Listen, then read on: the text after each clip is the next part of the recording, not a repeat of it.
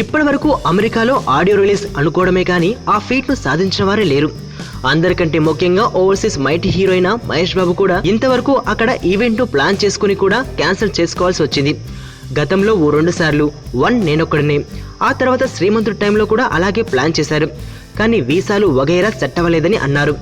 చివరకు మహేష్ తన ఆడియోను అమెరికాలో చేద్దామనుకుని ఫెయిల్ అయ్యి చివరకు హైదరాబాద్ లో పెట్టుకున్నారు. ఇక మహేష్ కాకుండా అమెరికాలో ఏ హీరో ఆ ఫీట్ చేయాలన్నా అసాధ్యం కాదు, కానీ చేయడం వలన పెద్దగా యూజ్ ఉండదు. కాకపోతే అమెరికాలో మార్కెట్ పెంచుకుందామన్న స్టార్లు అందరూ ఇక్కడే కన్నేశారు. ఇప్పుడు జూనియర్ ఎన్టీఆర్ ఇప్పుడు జనతా గ్యారేజ్ ఆడియో రిలీజ్ ను ఏకంగా న్యూజెర్సీలో చేద్దాం అనుకుంటున్నాడట. అప్పట్లో ఇలా మహేష్ చేయాలని ప్లాన్ చేయగా వీసా ప్రాబ్లంలు తదితరాలు తలెత్తాయి. మరి మహేష్ ఫెయిల్యూర్ అయిన ఈ యాక్సెప్ట్ లో ఎన్టీఆర్ సక్సీడ్ అవుతాడా? ఇదంతా ఏమో కానీ ప్రస్తుతం జనతా గ్యారేజ్ షూటింగ్ ఓ రేంజ్ లో సాగుతోంది. మనకు మాత్రం రోజుకో రూమర్ ఇలా వినిపిస్తోంది.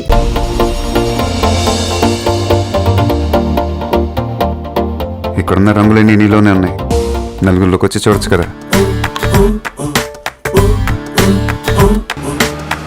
అబ్బాయిలకు కావాల్సింది ఒక హగ్, ఒక ముద్దు, అంతే.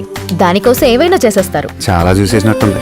దూరం నుంచి చూడడం కంటే దగ్గర నుంచి చూడడం ఇంకా బాగుంటుందని వచ్చేసా. బాగున్నాం.